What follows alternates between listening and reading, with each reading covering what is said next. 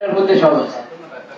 তা আমরা ওখানে আর আলাদা করে আলোচনার তরতিব রাখছি না ইনশাআল্লাহ। আশা করি সবাই একমত হবে, কারণ মুখতাসার সময় বয়ান করার মতো আল্লাহর রহমতে সবাই আলোচনা করতে পারে। সেই জন্য এখন কে করবেন কে করবেন না, এর চেয়ে ভালো আমাদের সবার বক্তব্য সবার আলোচনা এই ঘোষণাপত্রের মধ্যে এসে গেছে। এটা আমাদের সবার বক্তব্য আলহামদুলিল্লাহ। সেজন্য বক্তব্যের পর্ব থাকছে না। স্টেজে যেহেতু সবাই উঠা যাবে না, বাকি উঠাও দরকার একটু কিসের জন্য, এটা প্রতিবাদের অংশ হিসেবে। তো সেটা যারা ইন্তজামে আছেন তারা একটা তালিকা করেছেন নাকি? এটা তালিকা হয়েছে না? জি। তো এখন ওটা একবারে লম্বা সময় নিয়ে মুশাওয়ারা করে করার সুযোগ ছিল না।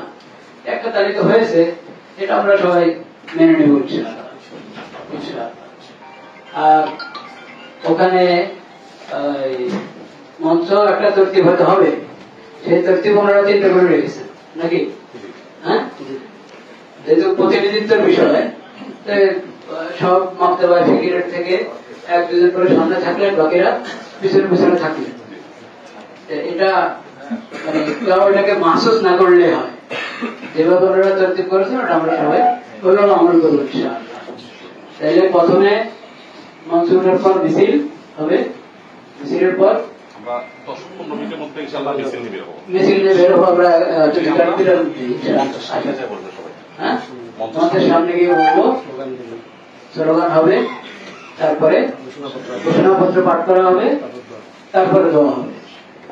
এবং মঞ্চে সবাই উঠে একসাথে এক কাতারে দাঁড়ায় একাত্মতা পোষণ করবে। এক কাতারে দাঁড়িয়ে আমরা একাত্মতা পোষণ করবো। এই তরতিব ইনশাআল্লাহ আমরা সবাই একমত আছি না? ইনশাআল্লাহ আল্লাহ আমাদেরকে কবুল করেন, তৌফিক নসিব করেন।